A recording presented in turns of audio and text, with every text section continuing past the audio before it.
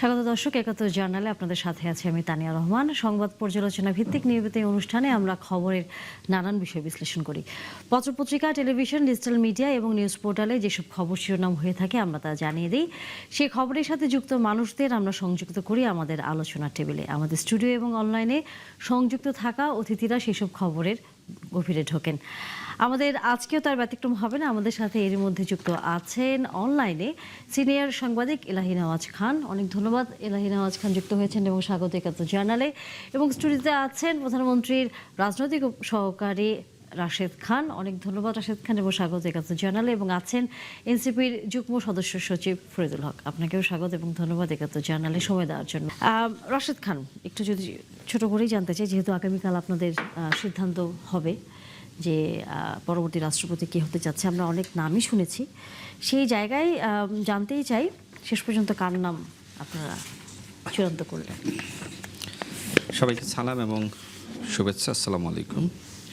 দেখেন, এর আগে স্থায়ী কমিটির যে বৈঠক হয়েছিল সেখানে সেই বৈঠকে মাননীয় প্রধানমন্ত্রীকে দায়িত্ব দেওয়া হয়েছিল। স্থায়ী কমিটির যারা নেতৃবৃন্দ তারা এই দায়িত্ব তার উপর অর্পণ করেছিলেন। তো আমার মনে হয় সেই ধারাবাহিকতায় মাননীয় প্রধানমন্ত্রী তিনি অনেকের সাথে আলোচনার ভিত্তিতে তিনি একটি সিদ্ধান্ত নিয়েছেন এবং আগামীকাল সেটি তিনি জানাবেন। তবে এতটুকু বলতে চাই, দেখেন, এর আগে তিনি যেভাবে মন্ত্রিপরিষদ গঠন করেছেন, ডেপুটি স্পিকার এবং স্পিকার যেভাবে আসলে নির্ধারণ করেছিলেন, এটি নিয়ে জনগণের এক ধরনের আস্থা তৈরি হয়েছে যে তিনি এমন কাউকে দায়িত্ব দিবেন তিনি আসলে প্রকৃতপক্ষে জাতির অভিভাবক হয়ে উঠবেন। এখনো পর্যন্ত কয়েকজনের নাম আলোচনায় আছে এবং আমার কাছে মনে হয় যাদের নাম আলোচনায় আছে তারা বাংলাদেশের মানুষের কাছে খুবই গ্রহণযোগ্য।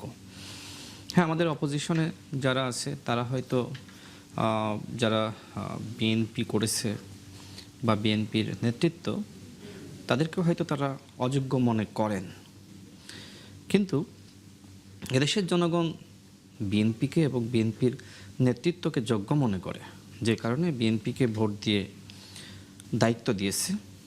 আমি এটিকে ক্ষমতা বলতে চাই না, বিএনপিকে এদেশের জনগণ ভোট দিয়ে দায়িত্ব দিয়েছে এবং জনগণের ভোটে মাননীয় প্রধানমন্ত্রী তিনি এখনো পর্যন্ত জনমুখী সিদ্ধান্ত গ্রহণ করছেন।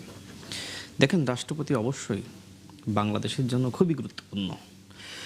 হয়তো অনেকে বলবে যে রাষ্ট্রপতি তো আমরা অতীতে দেখেছি পুতুলের মতন, কিন্তু রাষ্ট্রপতি আসলে প্রকৃতপক্ষে দেশের সংকটে তাকে যে হাল ধরতে হয়, জাতিকে নির্দেশনা প্রদান করতে হয়, সেটা কিন্তু আমরা এই গণ অভ্যুত্থানে দেখেছি।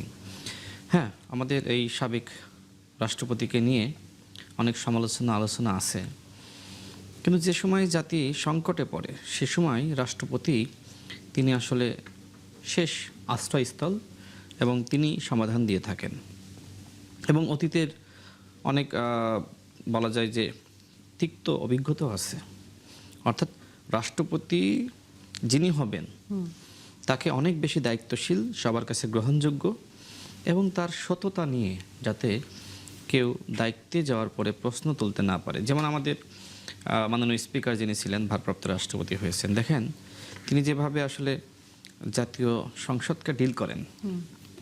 আমাদের অপোজিশন অনেক বিষয় নিয়ে সমালোচনা করলেও, সরকার পতনের হুমকি দিলেও, তারা আবার আমাদের স্পিকার যিনি এখন ভারপ্রাপ্ত রাষ্ট্রপতি হয়েছেন, আমাদের মহামান্য ভারপ্রাপ্ত রাষ্ট্রপতি বা আমাদের স্পিকার সাহেবকে নিয়ে ওই অর্থে কোনো সমালোচনা এখনো পর্যন্ত আমার চোখে পড়েনি।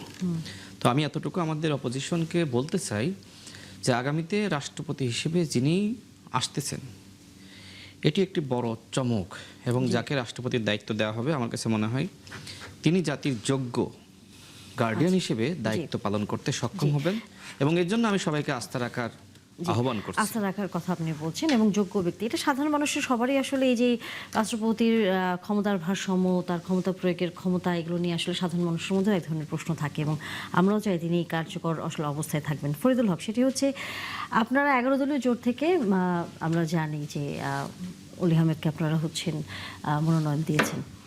যেটি আসলে জানবার, অনেকেই বলছেন যে উনি তো একসময় আসলে বিএনপি রাজনীতির সাথে জড়িত ছিলেন, এরপর আপনাদের সাথে আছেন, অনেকটা বিএনপির সাথে টেক্কা দেবার জন্য আপনারা ওনাকে বেছে নিয়েছেন, আসলে কি তাই?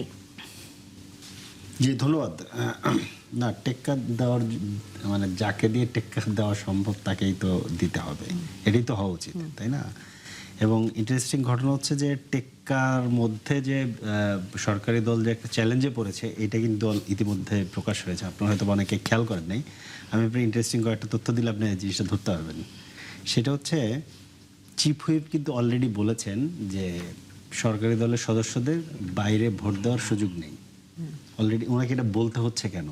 তার মানে উনি আশঙ্কা করছেন যে কেউ কেউ বাইরে ভোট দেওয়ার চিন্তা হয়তো করছে। ইন্টারেস্টিং ঘটনা হচ্ছে চিফ হুইপ যেটা বলেছেন এটা আইনগতভাবে ঠিক না, এইটা বেআইনিও বলা যেতে পারে, কিংবা ওনার এই হুঁশিয়ারিটা অবৈধও বলা যেতে পারে। কেন? কারণ রাষ্ট্রপতি নির্বাচনের ক্ষেত্রে এটা একটা বিশেষ অধিবেশন বসতেছে, এটা কিন্তু মানে ওইরকম অধিবেশন না। সংসদ অধিবেশন বসবে হচ্ছে 27 তারিখে, রাষ্ট্রপতি নির্বাচন হচ্ছে কিন্তু 20 তারিখে, এবং ওইটাতে কিন্তু সভাপতিত্ব স্পিকার করবেন না, সিইসি করবেন, খেয়াল করেন। এবং সংবিধানের কোথাও কিন্তু এইটার ক্ষেত্রে ওই 70 অনুচ্ছেদ প্রযোজ্য এরকম বলা নেই। তার মানে ইভেন আমাদের যিনি 11 দলীয় জোটের যিনি প্রার্থী কর্নেল অলি আহমেদ, উনি যদি চান, উনি চাইলে সরকারি দলের প্রার্থীদের কাছে উনি গণসংযোগ ওপেনলি করতে পারেন, তাদের কাছে ওপেনলি উনি ভোট চাইতে পারেন। এবং মানে কি বলে, নির্বাচন কমিশন এবং সংসদ সচিবালয়ের মানে উচিত হচ্ছে, কিংবা তাদের যেটা দায়িত্ব সেটা হচ্ছে যে এই ভোট গ্রহণ প্রক্রিয়াটাকে গোপন রাখা, যাতে করে কে কোথায় ভোট দিচ্ছে সেটা যাতে ওপেন না হয়, প্রত্যেকের গোপনীয়তা যাতে নিশ্চিত হয়, এইটা কিন্তু আছে। তো চিফ হুইপ যখন হুঁশিয়ারিটা দিয়েছেন, তাহলে বোঝা যাচ্ছে যে ওনারা আসলে কিছুটা শঙ্কিত, যেহেতু কর্নেল অলি আহমেদ সাহেব একেবারে সেই প্রেসিডেন্ট জিয়াউর রহমানের সাথে 25শে মার্চ থেকে ওনার মানে যাত্রা শুরু বলা যায়, বাংলাদেশের পলিটিক্যাল যাত্রা। তো উনি তো আসলে অন্যতম বর্ষিয়ান একজন মানুষ। তো সেই জায়গাতে সম্ভবত সরকারি দলে এখানে একটু ঘাবড়ে গেছে, এই জন্যই ধরেন চিফ হুইপ আগ বাড়িয়ে এসে ধরেন আইন ভঙ্গ করে হুঁশিয়ারিটা দিচ্ছেন আর কি। সো এটা একটা দিক। আর একটা দিক সেটা হচ্ছে যে আমরা যেটা আমাদের জন্য যেটা ভালো হতো সেটা হচ্ছে যে ইন দ্য মিন টাইম আমরা যেই অ্যারেঞ্জমেন্টটা নিয়ে আমাদের কি বলে যে ঐক্যমত অন্তত আছে, জুলাই সনদে আমাদের যে ঐক্যমতগুলো আছে সেইগুলো যদি আমরা বাস্তবায়ন করে ফেলতে পারতাম তাহলে আরো ভালো হতো। যেটা এই ইস্যুটা নিয়ে আমি এতক্ষণ যেটা নিয়ে কথা বললাম, এই ইস্যুটাই থাকতো না। কারণ তখন বিএনপি যেভাবে চেয়েছে সেভাবে যদি আর্টিকেল 70 সংস্কার হয়, তাহলে কিন্তু এই ভোট দেওয়ার ক্ষেত্রে সংসদ সদস্যদের কোনো বাধা নেই, ওনারা চাইলে দলের সিদ্ধান্তের বাইরে ভোট দিতে পারেন, তাতে করে ওনার পদ যাবে না। সো এই সুযোগটা ছিল। পাশাপাশি আরো গুরুত্বপূর্ণ যে জিনিসটা সেটা হচ্ছে যে এটা কিন্তু বিএনপির 31 দফাতে আছে, ওনারা জুলাই সনদে এটাতে একমত হয়েছেন, কি বলে তাদের নির্বাচনী ইশতেহারের মধ্যে আছে যে এই যে সেপারেশন অফ পাওয়ার, আপনি একটু আগে যেটার কথা বললেন, তো রাষ্ট্রপতি এখন পর্যন্ত বাংলাদেশে একরকম একটা কাগুজে পদ, কিন্তু রাষ্ট্রপতির কাছে রাষ্ট্রের অনেকগুলো প্রাতিষ্ঠানিক দায়িত্ব আমরা দিতে চাই। এবং রাষ্ট্রপতি নির্বাচনের যে প্রক্রিয়া, এই যে কারণে আর্টিকেল 70 দিয়ে চিফ হুইপ সাহেব হুঁশিয়ারি দিতে পারলেন, সেই আর্টিকেল 70-র মধ্য দিয়েই শুধুমাত্র রাষ্ট্রপতি নির্বাচনের তো আমরা এইভাবে আমরা চাইনি। আমরা চাইছি রাষ্ট্রপতি নির্বাচনের ক্ষেত্রে যেহেতু রাষ্ট্রপতিকে আপনি আরো বেশি পাওয়ার দিবেন, সেই জন্য রাষ্ট্রপতি নির্বাচনের জন্য আপনার আরো কি বলে যে উচ্চকক্ষের সদস্যরা ভোট দিবেন, এই ধরনের একটা প্রস্তাব আছে। পাশাপাশি আরো যে নির্বাচিত প্রতিনিধি যারা স্থানীয় সরকার নির্বাচিত প্রতিনিধি, সেটা নিয়েও আলোচনা হয়েছিল। যাই হোক, ওটা শেষ পর্যন্ত সেটেল হয়নি। কিন্তু মূল প্রশ্ন সেটা হচ্ছে যে রাষ্ট্রপতি এবং প্রধানমন্ত্রীর ক্ষমতার ভারসাম্য দিতে হবে। যেভাবে আছে এইভাবে হলে এটা এই রাষ্ট্রপতি আসলে শেষ পর্যন্ত একটা কাগজের রাষ্ট্রপতি হিসেবে। এখন ইলাহি নওয়াজ খান, আমরা তো জুলাই সনদে দেখেছিলাম যে এই বিষয়টি সামনে এসেছিল যে প্রধানমন্ত্রী এবং রাষ্ট্রপতি ক্ষমতার যে ভারসাম্যর বিষয়টি, কিন্তু 20 তারিখে যিনি রাষ্ট্রপতি হতে যাচ্ছেন, আমরা তো আসলে সেই প্রক্রিয়ার মধ্যে কি নতুন রাষ্ট্রপতিকে পাবো? কারণ জুলাই সনদের বিষয়টা এখনো ফয়সালা হয়নি। প্রথমে যেটা বলতে চাই সেটা হচ্ছে যে ইতিমধ্যে যে কথাটা এসছে যে টিক্কা দেওয়ার জন্য 11 দল নমিনেশন দিয়েছে কিনা, আমি বলবো যে 17 বছরের যে অগণতান্ত্রিক ফ্যাসিবাদী শাসন পর একটা চমৎকার পার্লামেন্ট আমরা দেখতে পাচ্ছি, যেখানে এটা গণতান্ত্রিক একটা প্রক্রিয়া শুরু হয়েছে। সেক্ষেত্রে মনে হয় যে অপোজিশনের প্রার্থী দেওয়াটা গণতন্ত্র আরো শক্তিশালী করবে। দ্বিতীয়ত হলো যে জুলাই সনদের বিষয়টি। জুলাই সনদের ব্যাপারে আমার যেটা মনে হলো, বারবার বিএনপি থেকে বলা হয়েছে যে তারা জুলাই সনদ বাস্তবায়ন করতে চায় এবং সেটাকে আরো সুন্দরভাবে উপস্থাপন করতে চায়। তার মনে হতো যে ইতিমধ্যে যদি সেটা সুন্দরভাবে উপস্থাপন হতো এবং গৃহীত হতো, তাহলে গণতান্ত্রিক প্রক্রিয়াটা আরো সুন্দর হতো। তৃতীয় যে কথাটা সেটা হলো যে রাশেদ খান সাহেব যেটা বলেছেন যে আমাদের দেশে প্রেসিডেন্ট খুব অলংকার প্রেসিডেন্ট, তার কিন্তু দেশের সংকটকালীন সময়ে প্রেসিডেন্টের ভূমিকা খুব জোরালো হয়ে থাকে। আমি অবশ্য রাশেদ খান জিজ্ঞেস করতে চাই, আপনারা যাকে বিএনপি যাকে প্রার্থী করতে চাচ্ছে, আগামীতে যে কোনো সংকটকালে তিনি কি যোগ্যতার সাথে এটা উত্তরণ করতে পারবে কিনা, সেটা একটা বিষয়। আর একটা বিষয় হচ্ছে যে কালকে আমরা যতদিন শুনেছি যে স্ট্যান্ডিং কমিটি মিটিং আছে, সেখানে চূড়ান্ত হবে প্রার্থীকে, যদিও ইতিমধ্যে বেশ কয়েকজনের প্রার্থীর নাম উঠেছে, তার মধ্যে আমাদের বিএনপির মহাসচিবের নাম হচ্ছে দেখি সবচেয়ে বেশি। তা পার্টি ভালো করে জানে, আগামী দিন সব নিশ্চিত হবে। তবে একটা বিষয় যে সবকিছুই আমরা যেটা করে থাকি যে পার্টির চেয়ারম্যানের উপর সমস্ত দায়িত্ব দিয়ে থাকে সব সময়।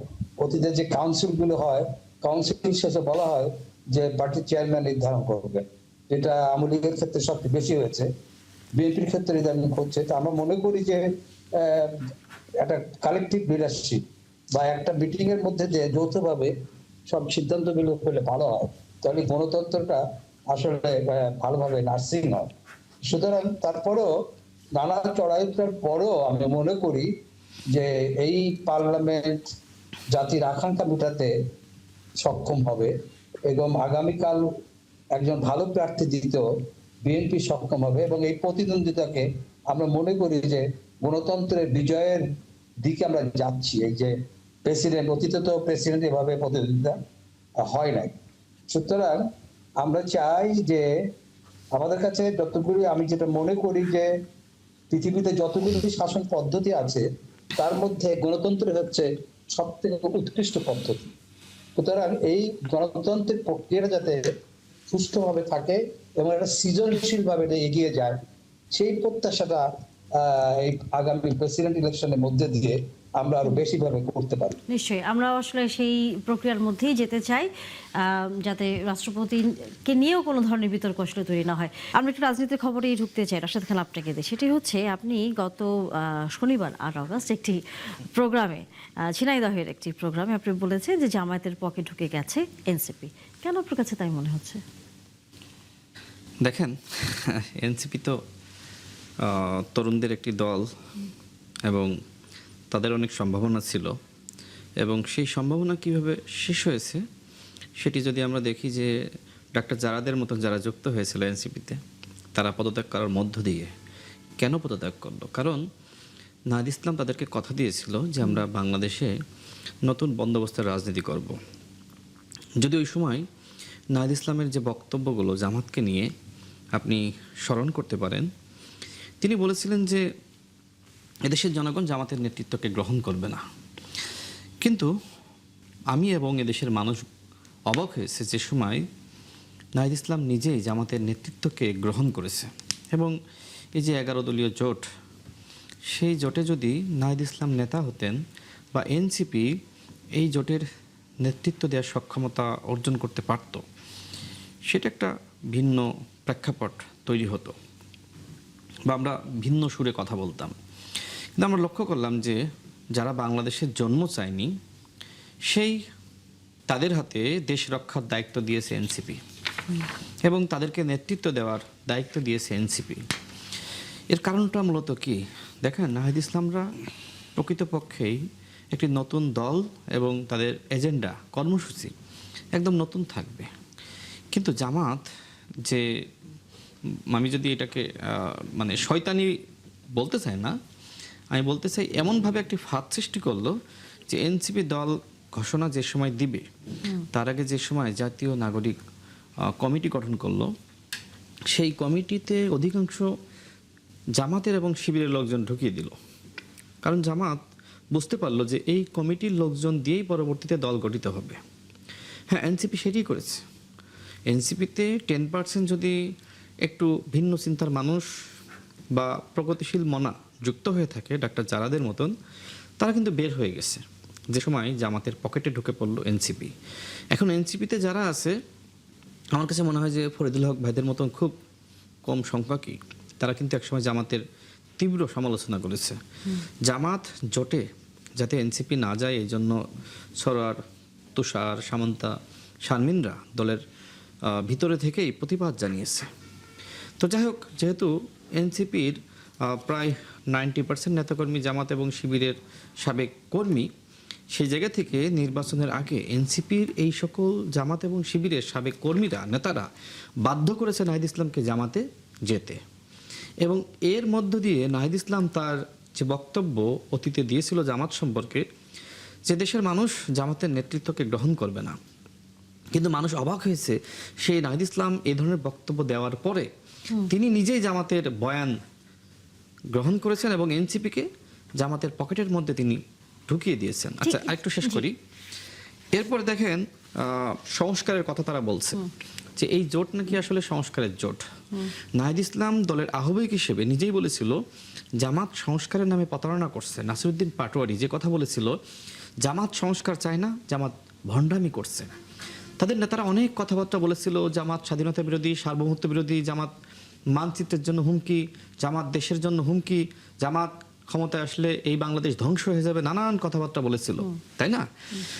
এত কথা বলার পরে কি জামাতে যাওয়া যায়? এই জন্যই বলেছিলাম যে শুরুতে এনসিপি একটা স্বতন্ত্র রাজনীতি করার আভাস জাতির সামনে দিয়েছিল, কিন্তু পরবর্তীতে এনসিপি আসলে মূলত তারা দেখলো যে আমরা আসলে সাংগঠনিক সক্ষমতা অর্জন করতে পারি নাই, আমরা আমাদের এই প্রার্থীদেরকে নির্বাচনী খরচ কিভাবে দিব। শেষমেশ তারা জামাতের কাছ থেকে নির্বাচনী খরচ নেওয়ার শর্তে জামাতে জোট করেছে। তারা ভাবলো যে আমরা হয়তো এককভাবে কিছুই করতে পারবো না। দেখেন এর মধ্যে দিয়ে মূলত এনসিপি প্রসঙ্গ টেনেছেন, আলোচনা তো চলবে। ফরিদুল হক, আপনি নিশ্চয়ই প্রত্যেকটি বক্তব্য শুনেছেন। আপনারা দল চালানো বলেন, প্রার্থীর খরচ চালানোর জন্য কি জামাতের সাথে জোট করেছেন? এগুলো উনি অনেক আগে থেকেই বলে। ওই যে একটা ফর্মুলা আছে, ধরেন একটা মিথ্যা কথা যদি আপনি 1000বার বলেন মানুষ কখনো কখনো সত্য মনে করে। উনি অনেকগুলো মিথ্যা তথ্য দিয়েছেন। যেমন ধরেন একটা তথ্য যদি আমি বলি, যে উনি বলেছেন যে প্রার্থীদেরকে নির্বাচন করার জন্য টাকা দেওয়া, খরচ দেওয়া। তো আমার ধারণা এটা ওনার মাধ্যমেই এটা ব্যয় হয়েছে, মানে লেনদেনটা হয়েছে। নাহলে উনি কিভাবে জানতো? কারণ আমি এনসিপি কেন্দ্রীয় কমিটির লোক, আমি জানি না, কিন্তু উনি জানেন। নিশ্চয়ই এটা ওনার হাত দিয়ে ব্যয় হয়েছে। ওনার আসলে এটা, এবং আমি আপনাকে চ্যালেঞ্জ দিচ্ছি, উনি যেহেতু এটা সরকার না, চ্যালেঞ্জ আমাকে দিতে হবে না। আপনি এখন খুবই গুরুত্বপূর্ণ দায়িত্বে আছেন। এইটা আপনার জানা উচিত যে যিনি অভিযোগ দেন প্রমাণ করার দায়িত্ব তার। আমার এটা প্রমাণ করার দায় নেই। আপনি অভিযোগ দিয়েছেন, আপনি জাতির সামনে ওপেন করেন যে জামাতের লোকজন আমাদেরকে টাকা দিছে, কিংবা জামাত ইসলাম আমাদের লোকজনদেরকে নির্বাচন করার জন্য টাকা দিছে। যদি না দেন তাহলে আপনি এটা ভবিষ্যতে বলবেন কিনা। আমি আপনাদের গুরুত্বপূর্ণ নেতাদের সাথে কথা বলে তথ্য পেয়েছি। কথা বলার আপনি গুরুত্বপূর্ণ, তাহলে কথা রেকর্ড দেন অথবা কথার কোনো স্ক্রিনশট দেন। এগুলো তো আপনি ফাঁস করেন, আপনার তো অভ্যাস আছে। হ্যাঁ, সেটা আপনি করেন। আমি তো এই আলোচনায় বলছি, আপনি জিজ্ঞেস করে দেখেন। আমার কাছে আমি কি বলবো যে এটা সর্বৈব একটা মিথ্যা কথা। ঠিক আছে, এই ধরনের শতবার সত্য কথা আমি চ্যালেঞ্জ করে দিচ্ছি। আপনি প্রমাণ করেন। আমি আপনাকে চ্যালেঞ্জ করলাম, আপনি প্রমাণ করেন। আমি তো আপনাকে চ্যালেঞ্জ দিয়েছি, জিজ্ঞেস করেন যে কি বলে এনসিপির 90% নেতাকর্মী হচ্ছে যে শিবিরের কিংবা জামাতের সাবেক লোকজন। তাদের জোরের কারণে আপনারা না সেটা সেই জায়গাতে আমি পরে যাচ্ছি। কিন্তু আমার ধারণা ওনাকে, আমি তো জানতাম ওনার পদ হচ্ছে যে রাজনৈতিক সচিব। আমি যেটা বুঝতে পারতেছি ওনাকে হয়তো বা আনঅফিসিয়ালি গোয়েন্দা সংস্থার কোনো একটা বড় দায়িত্ব দিয়ে রাখছে প্রধানমন্ত্রী। তাহলে উনি কিভাবে জানলো? আমিও এটা জানি না। অদ্ভুত ব্যাপার না? আমিও কিন্তু এটা জানি না, উনি জেনে ফেলছে এটা। আচ্ছা, যাই হোক, তবে আমি মূল কথা আমি যেটা বলতে চাই জামাত সম্পর্কে, কিংবা মানে ওনার একটা ধরেন একটা এই অ্যাপ্রোচ থাকে সবসময়, ওনারা নসিহত দেওয়ার চেষ্টা করেন। ঠিক আছে, নসিহত দেওয়ার একটা ধরেন সরকারি দলে আছেন যেহেতু একটা নসিহত দেওয়ার একটা মানে আছেন। কিন্তু জামাত সম্পর্কে উনি যেহেতু বিএনপিকে প্রতিনিধিত্ব করেন, জামাত সম্পর্কে ওনাদের 30 বছর কোনো কথা বলা উচিত না, 40 বছর ওনাদের কোনো কথা বলা উচিত না। কারণ জামাতকে 76 সালে ওনারা প্রেসিডেন্ট জিয়াউর রহমান রাজনীতিতে পুনর্বাসন করছেন, 91 সালে ওনারা জামাতের সমর্থন নিয়ে ক্ষমতায় গেছেন, তারপরে 2001 সালে ওনাদেরকে সাথে নিয়ে ক্ষমতায় গেছেন, 22 বছর ওনাদের সাথে জোটে ছিল। কয়েকদিন আগেও এই যে ধরেন যার নাম সবচেয়ে বেশি আলোচনায় আগামীকালকে রাষ্ট্রপতি হতে যাচ্ছেন যিনি, মির্জা ফখরুল ইসলাম আলমগীর, বিএনপির মহাসচিব, পার্লামেন্টে দাঁড়িয়ে বলেছেন জামাত নেতারা গণতন্ত্রের জন্য নিহত হয়েছেন। তা এখন উনি ধরেন আইসা জামাতের এখানে বিরাট বড় এন্টি জামাত হয়ে গেছে। এন্টি জামাত আমরা ছিলাম, এটা এখনো আছি। আমাদেরকে জামাতের সাথে জোট করতে বিএনপি আসলে বাধ্য করছে। কারণ সংস্কার যদি বিএনপি, সংস্কারের ইন্টেনশন যদি বিএনপি ঠিক থাকতো, তাহলে আমরা এই জোট আমাদের প্রয়োজন হতো না। কারণ আমাদের মাথায় সবসময় সংস্কারের জন্য আমাদের যাদের সাথে ঐক্য করা দরকার, সে কারণে আপনি খেয়াল করেন সমস্ত সংস্কারকে বিএনপি ভেস্তে দিছে। ইভেন গতকালকে মানবাধিকার কমিশন এবং গুম অধ্যাদেশ নতুন করে মন্ত্রিসভায় পাশ হলো না। মানবাধিকার কমিশন আইনটা হচ্ছে গুম অধ্যাদেশ এবং ওই যে জুলাই গণ অভ্যুত্থানের যে দায়মুক্তি যে আইনটা, এই দুইটা আইনের মাদার ল। মানবাধিকার কমিশন আইনটাকে 2009 সালে হাসিনা যেটা করছিল, যেটা হাসিনা কমিশন, হাসিনা মানবাধিকার কমিশন বা প্রথম বাংলাদেশে করতেছে 2009 সালে। ওই হাসিনা কমিশন করার পরে বাংলাদেশে ইতিহাসের সবচেয়ে বেশি মানবাধিকার লঙ্ঘন হয়েছে গত 15 বছরে, হাসিনার 15 বছরে। সেই কমিশনের থেকেও একটা খারাপ কমিশন ধরেন বিএনপি এবার করলো, সেই কমিশনের থেকেও খারাপ কমিশন। ধরেন ওই কমিশনের 18 ধারায় লেখা ছিল যে আইনে যাহা কিছুই থাকুক না কেন, শৃঙ্খলা বাহিনী, আইন শৃঙ্খলা বাহিনী যেটা, তাদের ক্ষেত্রে স্পেশাল ট্রিটমেন্ট দিতে হবে। সেক্ষেত্রে কি কমিশন সরকারের কাছে তখন আবেদন করতে পারতো। এইবারের আইনে কি করা হয়েছে জানেন?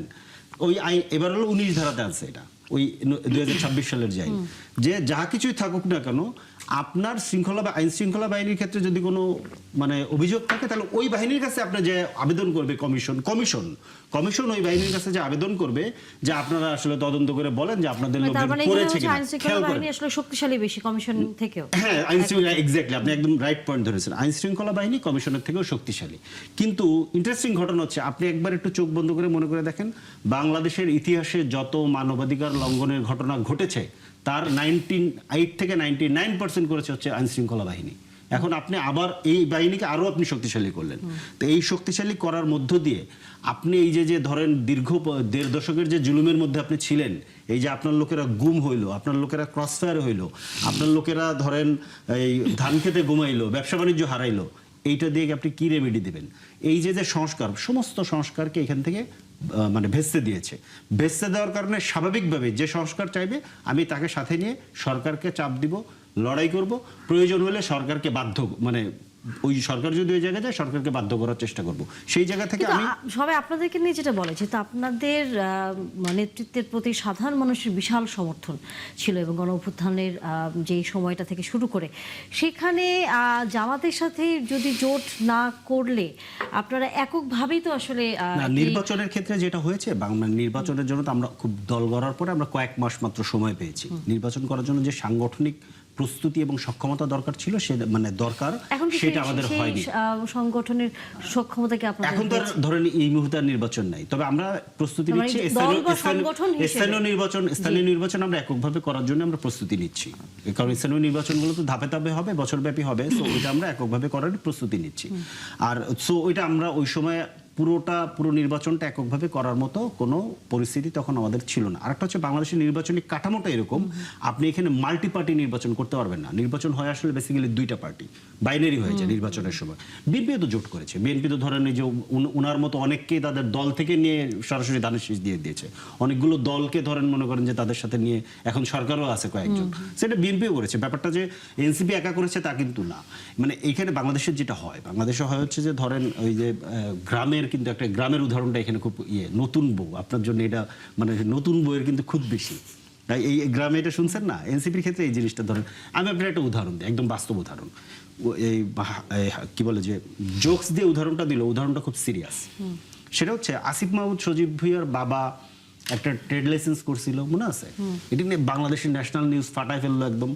আসিফ মাহমুদ সজীব ভাই নিজে এসে বললো যে এটা কনফ্লিক্ট অফ ইন্টারেস্ট, আমি এটা নির্দেশ দিচ্ছি, এটা হবে না, বন্ধ করে দিল। খেয়াল করেন, আসিফ মাহমুদ সজীব ভাইয়ের বাবা জাস্ট একটা ট্রেড লাইসেন্স করেছিলেন, সেটা নিয়ে ন্যাশনাল নিউজ হয়ে গেছে। কিন্তু বর্তমান স্বরাষ্ট্রমন্ত্রীর ছেলে গতকালকে যে সেতু বিভাগের সচিবের সাথে দেখা করে এসেছে। এটা নিয়ে কোনো নিউজ হয়েছে?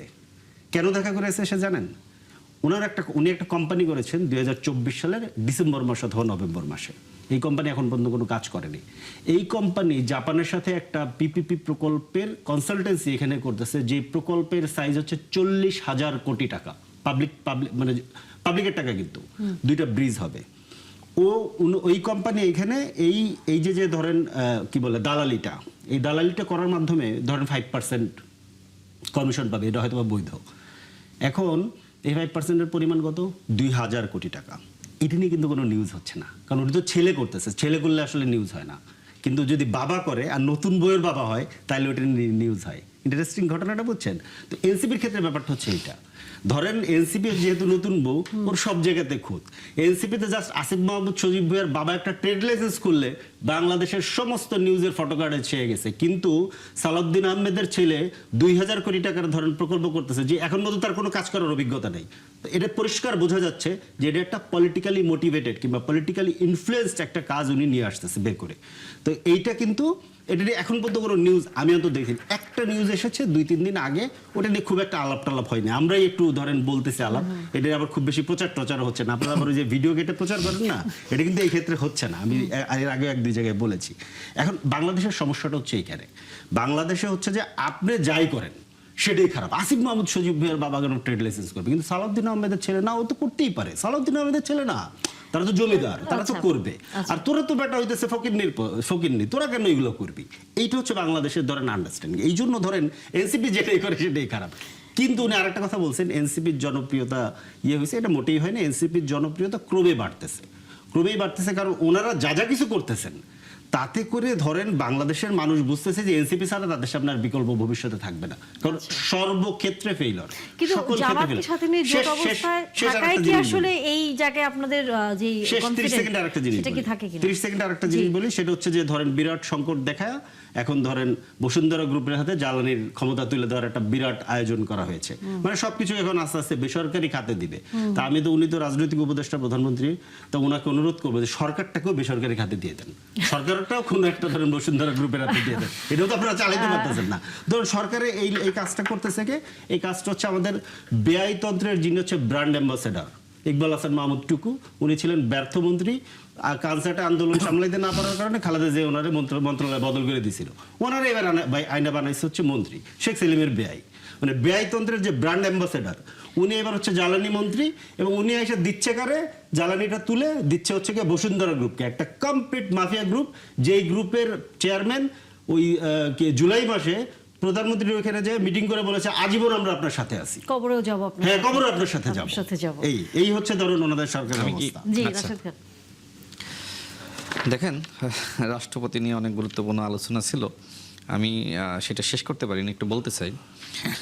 বিএনপির সাবেক নেতাকে জামাত তাদের প্রার্থী ঘোষণা করেছে। 11 দলীয় জোট আসলে ওটা জামাত। হ্যাঁ, জামাত। আচ্ছা, জামাত 11 দলীয় জোট বলতে এনসিপির যে সাংগঠনিক অবস্থান, মানে ওনারা যেরকম ওনাদের সেটা জোট বলতেই বিএনপি বুঝে, অন্যদেরকে এরকমই মনে করে। তারা নিজেরাই স্বীকার করলেন যে আসলে আমাদের ওই ধরনের সাংগঠনিক অবস্থান সৃষ্টি হয়নি। আচ্ছা, সাংগঠনিক অবস্থান সৃষ্টি হয়নি তাহলে এত চিল্লান কেন? আগে অবস্থান সৃষ্টি করেন। তারপরে তিনি আরো বললেন আরেকটা কথা, যে বাংলাদেশে আসলে 2 পার্টি নির্বাচন ঢাকা হয়। ইউনিভার্সিটিতে পড়ছে তো, ওই যে আগে চান্স পেয়ে দেখো ওইটা মানলো আর কি। বিশেষ করি 2 পার্টি নির্বাচন, এই যে বুঝতে পেরেছেন, তার মানে আপনাদের পার্টির কোনো প্রয়োজন নাই। যেহেতু 10% অলরেডি জামাতে যাওয়ার কারণে চলে গেছে, বাকি যারা আছেন ম্যাক্সিমামই তো জামাতপন্থী, তাই না? দেখেন, ফরিদুল হক ভাই তিনি বললেন আমি এখনও জামাতের বিরোধী, জামাতকে নিয়ে আমি যত সমালোচনা করব তিনি প্রত্যেকটা নোট করবেন এবং উত্তর দিবেন। সরার তুষার নামে তাদের যে নেতা আছে, নির্বাচনের সময় এবং নির্বাচনের পরে জামাতকে নিয়ে খুব সরব ছিল জামাতের বিরুদ্ধে। তিনি এখন জামাতের আমির হয়েছেন। আমার কাছে মনে হয় মানে জামাতকে নিয়ে তিনি এত পক্ষে বলেন, তিনি মনে করেন আগামীতে যে সময় জোট হবে, যদি আসলে আমি জামাতের বিরুদ্ধে থাকি তাহলে তো আমার বিরুদ্ধে আবার বিদ্রোহী প্রার্থী থাকবে। তো তিনি মূলত জামাতকে খুশি করার জন্য এখন জামাতের আমিরের থেকেও বড় আমির হয়েছেন এই সরার তুষার। তো যাই হোক, এখন ফরিদুল হক ভাই তো জামাতের বিরুদ্ধে সমালোচনা অনেক করেছে, এখনো আমার মনে হচ্ছে যে তিনি আবার জামাতের আমিরের দায়িত্ব নিতে চাচ্ছেন কিনা। না, এখানে একটু শেষ করি, 10 সেকেন্ডে বলি। শেষ করে দিই। আপনারা এত অপকর্ম করতেছেন, আপনাদেরটা বলে যে টাইম শেষ শেষ হয়ে করি, যায়, আমাদের আচ্ছা। বিরুদ্ধে কখন বলবেন, সুযোগই পাই না। আচ্ছা, আর ক্ষমতায় শোনেন। আপনারা, ক্ষমতায় শোনেন, জামাত না। রাষ্ট্রপতির যে বিষয়ে আমি বলছিলাম, আমাকে আমাদের সম্মানিত সাংবাদিক একটি প্রশ্ন করেছিলেন যে বিএনপি যাকে প্রার্থী ঘোষণা করতে চাচ্ছে তিনি সংকট মোকাবেলা করতে পারবেন কিনা। দেখেন, বিএনপির অতীতের অভিজ্ঞতা আছে, আপনার প্রতি সম্মান রেখে বলছি, সেই অভিজ্ঞতা কাজে লাগিয়েই বিএনপি এইবার প্রার্থী ঘোষণা করতে যাচ্ছে। অর্থাৎ আমার কাছে মনে হয় যাদের রাজনৈতিক অভিজ্ঞতা আছে, সংকট মোকাবেলা করার অভিজ্ঞতা আছে, সংকটে জাতির নেতৃত্ব দেওয়ার অভিজ্ঞতা আছে, এরকম একজন ব্যক্তিত্বকেই বিএনপি রাষ্ট্রপতি প্রার্থী হিসেবে ঘোষণা করতে যাচ্ছে। কিন্তু আমার প্রশ্ন হলো, জামাত ইসলাম কাকে আসলে রাষ্ট্রপতি প্রার্থী ঘোষণা করতে যাচ্ছে? যেখানে জামাত শরিয়া আইন চাই, আর কর্নেল অলি আহমেদ শরিয়া আইনে বিশ্বাস করে না। তিনি জনসভায় বলেছেন যে জামাতের আমির আমাকে কথা দিয়েছে যদি আমাদের জোট ক্ষমতায় যায় সেক্ষেত্রে জামাতের আমির শরিয়া আইন কায়েম করবে না, সংবিধান অনুযায়ী দেশ চালাবে। আচ্ছা, যে জামাতের গঠনতন্ত্রে উল্লেখ করা আছে তারা ক্ষমতায় গেলে শরিয়া আইন কায়েম করবে, তাহলে ক্ষমতায় গেলে যদি শরিয়া আইন জামাত কায়েম না করে তাহলে জামাত কি মুনাফিকি আইনে দেশ চালাবে? এই প্রশ্ন আমি ফরিদবার কাছে রেখে যাচ্ছি। আচ্ছা, এই যে দেখেন, জামাত যে কথা বলেছিল যে আমরা আসলে প্রার্থী দিব না রাষ্ট্রপতি নির্বাচনে, অথচ পরের দিন দিয়ে দিল। জামাতের দ্বিচারিতা সর্বক্ষেত্রে। দেখেন, তারা বললো জুলাই জাতীয় জামাত সংসদে দেয় না, স্বাক্ষর করবে 11 না। দল দিয়েছে না, জামাত। এটা জামাত দিয়েছে, এগুলো 11 কিন্তু দল জামাত করেন না, ভাই, ওরা এটাকে আলাদা জামাত একটা দল। নেতৃত্ব দেয়। জুলাই সনদে স্বাক্ষর করব না, সন্ধ্যার সময় বলল, পিআর ছাড়া সকালবেলা গিয়ে স্বাক্ষর করলো। জামাতের এরকম অসংখ্য দ্বিচারিতা। তারা বললো যে আমরা ক্ষমতায় গেলে শরিয়া আইন কায়েম করব, কোথায় বলেছি? এখন জাতীয় সংসদে তাদের কয়েকজন এমপি প্রতিনিয়ত বলতেছে। তারপরে নির্বাচনী ইস্তেহারে তারা উল্লেখ করে নাই যে ক্ষমতায় গেলে শরিয়া আইন কায়েম করবে, অথচ গঠনতন্ত্রে উল্লেখ করে রেখেছে ক্ষমতায় গেলে শরিয়া আইন কায়েম করবে। জামাতের এরকম অসংখ্য দ্বিচারিতা। এখন এনসিপি জামাতের কাছ থেকে এরকম দ্বিচারিতা বা মুনাফিকি বা কথার পরিবর্তন বা পোল্টি মারা এগুলো শিখতেছে। নাহিদ ইসলাম নিজেই যে সময় বলে যে আমরা জামাতের নেতৃত্বকে গ্রহণ করব না, এর পরের দিন আবার জামাতের নেতৃত্বকে গ্রহণ করে। আবার ফরিদুল হক ভাই বললেন যে সংস্কারের জন্য যারা সংস্কার চায় আমরা তাদের সাথে। তো জামাত যে সংস্কার চায় না আপনিই তো বলেছেন, আমি তো বলি নাই। ওই সময় তো নাসিরউদ্দিন পাটোয়ারি, আপনি, ফরিদুল হক, তুষার, এছাড়া নাহিদ ইসলাম, হান্নান মাসুদ সবাই তো বললো যে জামাত সংস্কার চায় না। তার মানে কি? তার মানে জামাতের সাথে আপনারা প্রকৃতপক্ষে সংস্কারের জন্য যাননি। বিএনপি আপনাদেরকে 4টা আসন অফার করেছিল এবং মাহফুজ আলম এবং আসিফ মাহমুদ পদত্যাগ করার ঠিক আগের দিন রাতে তারা বিএনপি সংগ্রামী মহাসচিব এবং বর্তমান স্বরাষ্ট্রমন্ত্রী তাদের বাসায় গিয়ে বসেছিল, ধানের শীষ প্রতীকে ইলেকশন করতে চেয়েছিল। কিন্তু বিএনপি বলেছে যে যারা উপদেষ্টা ছিল আমরা তাদেরকে আসলে আসন ছাড়তে রাজি নই।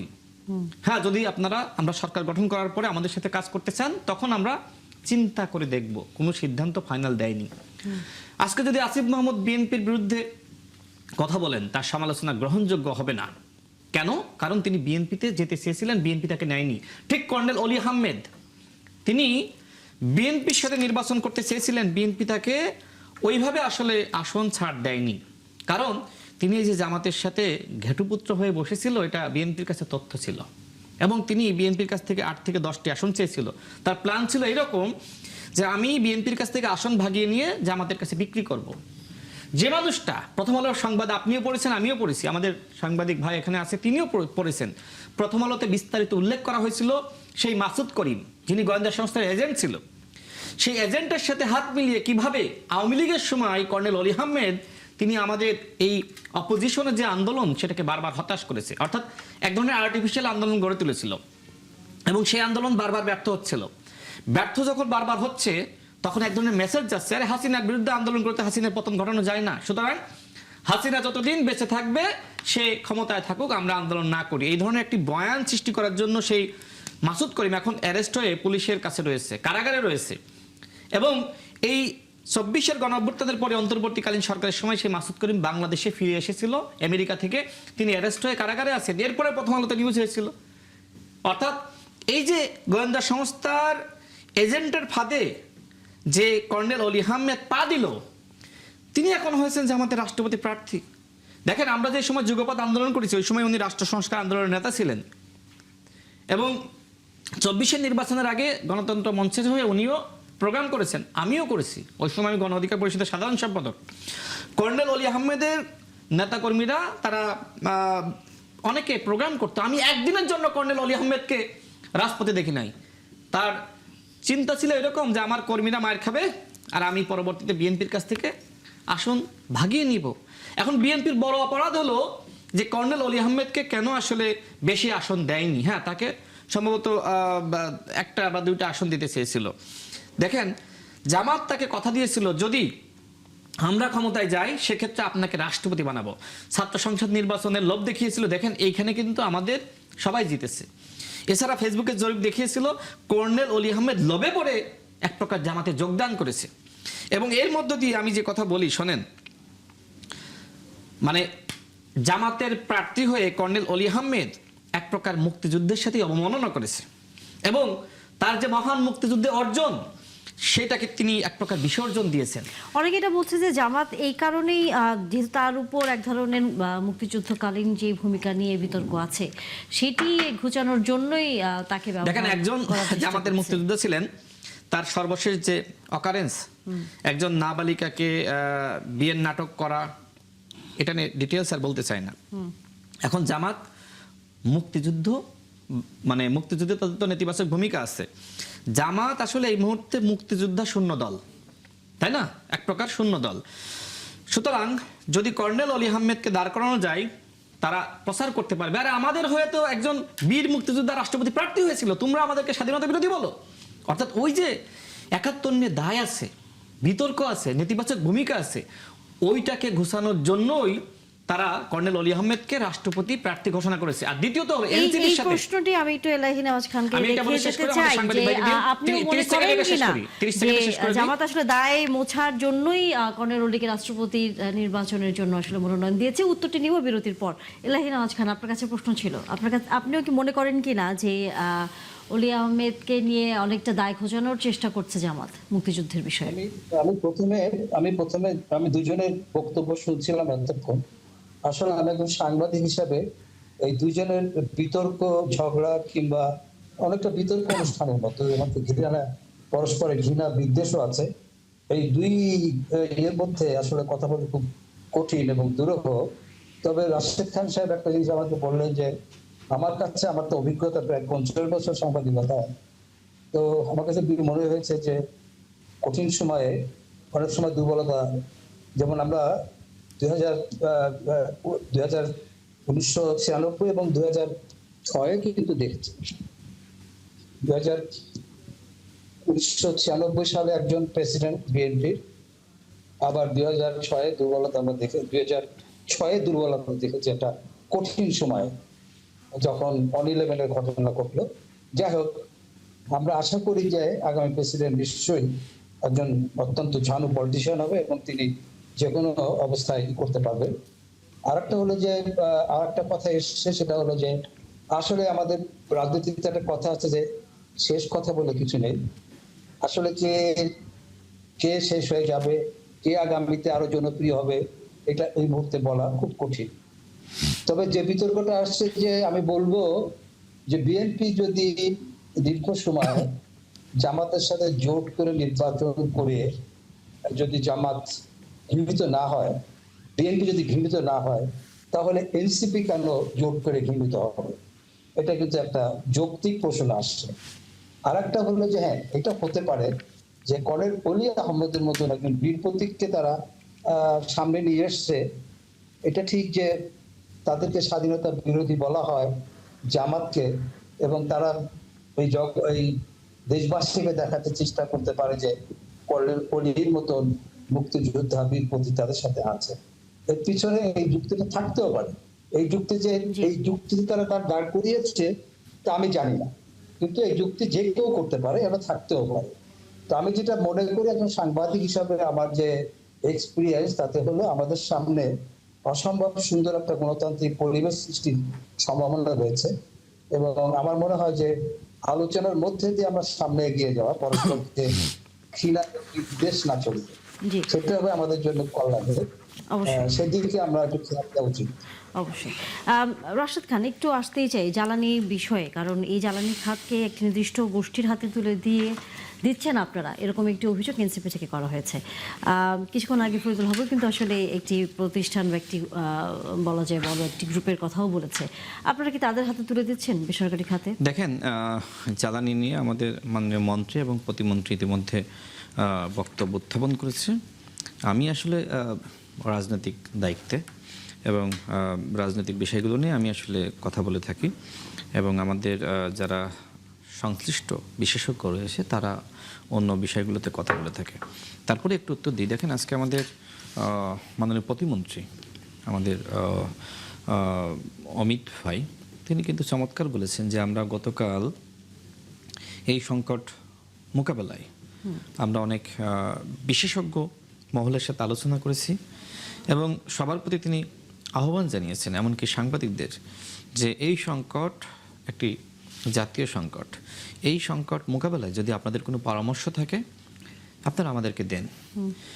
দেখেন, এটা আপনাকে স্বীকার করতে হবে যে মধ্যপ্রাচ্যে যে সময় যুদ্ধ হচ্ছিল, এখনও তো কখনো স্থগিত কখনো হচ্ছে, এই যে জ্বালানির দামটা বাড়লো, এটা তো বিএনপি সরকারের কারণে না, বরং এই যে যুদ্ধের কারণে আসলে সারা পৃথিবীতে যেখানে জ্বালানির দাম বেড়েছে, এমনকি বাংলাদেশের সরকার শুরুতে চেষ্টা করেছিল জ্বালানির দামটা না বাড়িয়ে কিভাবে সমন্বয় করা যায় বা সংকট মোকাবেলা করা যায়, কিন্তু একটা পর্যায়ে যে সময় দেখলো আসলে পাচার হওয়ার আশঙ্কা আছে, কারণ প্রতিবেশী রাষ্ট্র ভারত সহ বিভিন্ন জায়গায় দাম বেড়েছে, তখন এই আশঙ্কা জায়গা থেকে বাড়াতে আসলে বাধ্য হয়েছে।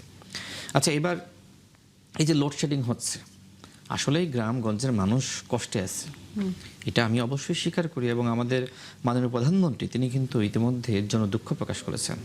দেখেন, 16 বছরের যে সংকট সমস্যা, এছাড়া 18 মাসে আমরা যে প্রত্যাশা করেছিলাম সেটাও সম্ভবপর হয়নি, সব মিলে প্রায় 18 বছরের যে সংকট সমস্যা, এবং এর আগে ফখরুদ্দিন মঈনুদ্দিন সাহেব তারাও 2 বছর, সব মিলে প্রায় 20-21 বছরের সংকট এবং সমস্যা, এগুলো বিএনপি সরকার উত্তরাধিকার সূত্রেই বলা যায় পেয়েছে। কিন্তু এখন এই সংকট একটা শেষ করি, জন্য যে কি বেসরকারি খাতকে আমি উত্তরে আসবো। এখন এই সংকট মোকাবেলা করার জন্য আমি মনে করি বিএনপি সর্বোচ্চ চেষ্টা করছে। এই যে সর্বশেষ একটি টার্মিনাল, সেটি আসলে এক প্রকার নষ্ট হয়ে আছে, বিকল হয়ে আছে, তাই না? তো এই যে টার্মিনাল বিকল হয়ে গেল, এটা কি বিএনপির দায়? এখন এই মুহূর্তে যদি আপনার এই বিল্ডিংয়ে আগুন লাগে, তো কোনো কর্মকর্তা কর্মচারী পরিকল্পিতভাবে লাগায়নি, বৈদ্যুতিক শর্ট সার্কিটের কারণে যদি দুর্ঘটনা ঘটে, এর জন্য কি আপনি এই টেলিভিশনের যিনি এমডি বা সিইও, তাকে যদি আপনি ফাঁসি দেন তাহলে কি হবে বলেন? তাকে যদি বিচারের কাঠগড়ায় দাঁড় করান, এই যে সমস্যা হয়েছে এর জন্য আসলে কেউই দায়ী না। এই যে টার্মিনালটা এই মুহূর্তে আসলে বিকল হয়ে আছে, এর জন্য তো বিএনপিকে আপনি দায়ী করতে পারেন না। হ্যাঁ, বিএনপি তারপরেও দায় নিচ্ছে এবং জনগণের কাছে বারংবার দুঃখ প্রকাশ করছে এবং সমাধানের সর্বোচ্চ চেষ্টা করছে। বেসরকারি খাতের যেটি আলোচনা হয়েছে, দেখেন, যেহেতু আসলে প্রতিনিয়ত ভর্তুকি দেওয়া লাগছে, এবং মানে বেসরকারি খাতে গেলে ভর্তুকি দেওয়া লাগবে না, আসবো আমি, তো ভর্তুকি দেওয়া লাগছে, এটি নিয়ে অনেক বিশেষজ্ঞ মহল তারা পরামর্শ দিয়েছে যে একটা অংশ আপনারা প্রাথমিকভাবে চেষ্টা করে দেখেন যে বেসরকারি খাতে দেওয়ার মধ্য দিয়ে এই ভর্তুকি কমানো যায় কিনা। যে কোম্পানির কথা বলছেন শুধুমাত্র তাদেরকেই দেওয়া হচ্ছে বিষয়টা এরকম না, অনেকগুলো কোম্পানি আবেদন করেছে, যেটি আমাদের মাননীয় মন্ত্রী মহোদয় ইতিমধ্যে ক্লিয়ার করেছে যে অনেকগুলো কোম্পানি আবেদন করেছে এবং সেগুলো যাচাই বাছাই করা হচ্ছে, কাউকে দিয়ে দেওয়া হচ্ছে বিষয়টা আসলে এরকম না, যাচাই বাছাই চলছে এবং আরো বিশেষজ্ঞদের মতামত নেওয়া হচ্ছে এবং সরকারের আরো যে মহল রয়েছে তাদের সাথেও আলাপ আলোচনা চলছে। সব মিলে যেটি জনগণের স্বার্থকে রক্ষা করে সেই ধরনের সিদ্ধান্ত নেওয়া হবে। আচ্ছা, এই বিষয়ে গেল। এবার আমি আরেকটু বলি, আমাদের সাংবাদিক ভাই যে কথা বলেছিলেন যে বিএনপি এবং জামাত একসাথে সরকার চালিয়েছে, একসাথে জোটে ছিল, আন্দোলন করেছে, তো এক্ষেত্রে বিএনপি যদি আসলে জনগণের কাছে ঘৃণিত না হয় তাহলে এনসিপি কেন জামাতের সাথে জোট করে ঘৃণিত হবে? দেখেন, যে সময় জামাত ইসলাম বিএনপির সাথে ছিল, নেতৃত্বে ছিল কে? বিএনপি, এবং ওই সময় জামাত ইসলাম ছিল মজলুম। তাদের কথাবার্তা, আচরণ দেখেন। আর যে সময় জামাতের নেতৃত্বে এনসিপি জোট করেছে, নেতৃত্বে জামাত ইসলাম, তারা এখন এখন মজলুম দেখেন, না। শেষ করি, এখন বিরোধী দলে যাওয়ার পরেই তাদের আচরণগুলো দেখেন, তারা বলা যায় মজলুম থেকে তারা আসলে জুলুমবাজ হয়ে গেছে, আচ্ছা। জালিম হয়ে গেছে। তাদের কথাবার্তাগুলোর বিশ্লেষণ করলে, শুনলেই বোঝা যায় যে সময় জামাত এবং বিএনপি বা অন্যান্য দল অপোজিশনে ছিল, ওই সময় কি বিরোধী দলে থাকা অবস্থায় এমপিদের অপকর্ম, অন্যান্য ছাত্র সংগঠনের নেতাদের অপকর্ম আপনি দেখেছেন বাংলাদেশের ইতিহাসে? কিন্তু এই প্রথম বিরোধী দল হওয়ার পরে জামাত ইসলাম ফ্যাসিস্ট হয়ে গেছে এবং তারা আসলে এক প্রকার জালিম হয়ে গেছে। এবং নেতৃত্বে কিন্তু এনসিপি নাই। আমি আগেই বলেছিলাম যে নেতৃত্বে থাকলে অনেক কিছু দায় নেওয়া লাগে না, যেহেতু নেতৃত্বে জামাত, এই জন্য এই জামাতের অতীতের সমস্ত অপকর্মের দায় এনসিপিকে নিতে হচ্ছে। আর সব থেকে বড় কথা হলো যে এনসিপির নেতারা নাহিদ ইসলাম থেকে শুরু করে নাসিরউদ্দিন পাটোয়ারি, ফরিদুল হক সহ সামান্তা শারমিনরা জামাত সম্পর্কে এমন এমন মন্তব্য করেছিল 24-এর গণঅভ্যুত্থানের পরে। ওই মন্তব্য করার পরে যে সময় জামাতে এনসিপি যায়, সেই সময় এনসিপির সতীত্ব বলে কিছু থাকে না। আপনি যে দল সম্পর্কে এত কথা বললেন যে এই দল সংস্কার চায় না, এই দল স্বাধীনতা চায়নি, এই দল সার্বভৌমত্ব বিরোধী, এই দল মানচিত্র বিরোধী, এই দল ক্ষমতায় গেলে দেশ ধ্বংস হয়ে যাবে, এই দল সংস্কার চায় না, আমি এই কারণেই বলছি যে এত কথা বলার পরে আপনারা কোন লজ্জায় আপনারা জামাতের নেতৃত্বে যোগ করলেন?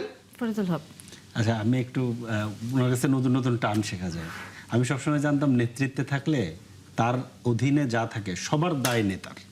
এখন উল্টোটা জানলাম, যেহেতু বিএনপি নেতৃত্বে ছিল বিএনপির দায় নাই, আর যেহেতু এনসিপি নেতৃত্বে নাই এনসিপির দায়। খুব ইন্টারেস্টিং। কিন্তু আমি জানি যে ধরেন এখন এই জোটে অন্য সবার দায় জামাতের, কিন্তু এনসিপির দায় এনসিপির একার, জামাতের দায় এনসিপির না, কারণ আমি তো নেতৃত্বে নাই। কিন্তু যখন ওই জোটে বিএনপির জোটে যেটা জামাতের দায়ও বিএনপির, বিএনপির দায়ও বিএনপির। সো এই ব্যাখ্যাটা বুঝেছেন। আমি বলছি যে আপনারা জামাত সম্পর্কে যা বলেছিলেন, এত কথা বলার পরও কিভাবে জামাতে গেলেন? আচ্ছা যাই হোক, সেটা আমি ব্যাখ্যা দিছি অলরেডি কেন গেলাম, আপনারা যেতে বাধ্য করছেন। আমি স্পষ্ট বিশ্বাস করেন ভাই, কালকে গণভোটের রায় বাস্তবায়ন করুক বিএনপি। আমাদের এই জুলাই জাতীয় সনদ এবং গণভোট নিয়ে কি আসলে অন্তর্বর্তীকালীন সরকার প্রতারণা করে নাই? কোনো দরকার নাই, কোনো দরকার নেই। এই জোটেরই কোনো প্রতারণা করেছে কিনা সেটি বলেন। সেই আলাপ পরে, গণভোটের রায় কেন পরে হবে? বিএনপির অবস্থান আগে যা ছিল এখনো তাই আছে, আপনি বলবেন। আমি একটু এটা বলি, সেটা হচ্ছে যে উনি খুব কায়দা করে, আমার ধারণা সন্দেহ হচ্ছে যে উনিও বসুন্ধরার সাথে কানেক্টেড কিনা।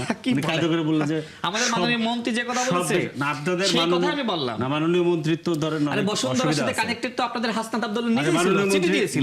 মাননীয় মন্ত্রীর অনেক সেখান থেকে আপনারা খাবার নিছেন, ইফতার প্রোগ্রাম করেছেন। এই করে কে ইফতার প্রোগ্রাম কোথায় করেছে? আন্দাজে বান্দাজে মিথ্যা কথা বলেন না। নিজেই বলেছে, ওই যে জানে আলম আপু। আচ্ছা, কোথায় বলছে এটা? আপনি একটা ছবি জানে আলম আপু নিজে বলেছে, কি বলেন? নাই আল্লাহ, সব জায়গায় নিউজ আছে না। একটা ইফতার প্রোগ্রাম আর বাংলাদেশের জ্বালানি খাত বসুন্ধরা রাতে তুলে দেওয়া, দুইটারে আপনি এক করেন না। এই বিষয়ে আপনার সাথে আমার আরো অনেকগুলো কথা হয়েছে। আমাদের মাননীয় মন্ত্রী যে কথা বলেছেন, রাজনীতি করেন, আমি আগেই বলেছি যে মাননীয় মন্ত্রী যে কথা বলেছেন আমি সেটাই বললাম আপনাকে। একটু মানুষের কথা চিন্তা করেন।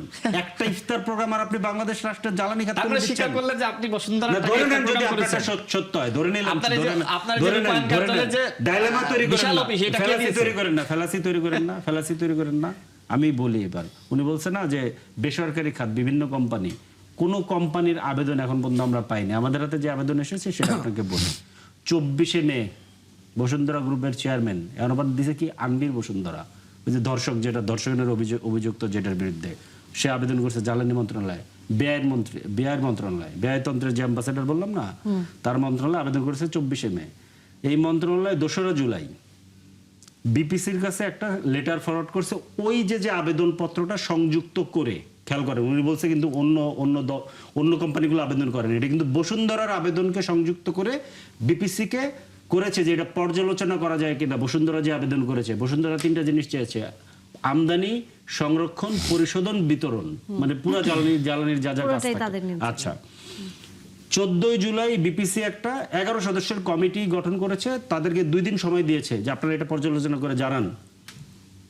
এরপরে জানি না এরপরে কি হয়েছে, কিন্তু 26শে জুলাই বিপিসির চেয়ারম্যানকে সরাই দেওয়া হয়েছে। এরপরে 2রা আগস্ট নতুন আরেকজন চেয়ারম্যানকে নিয়োগ দেওয়া হয়েছে।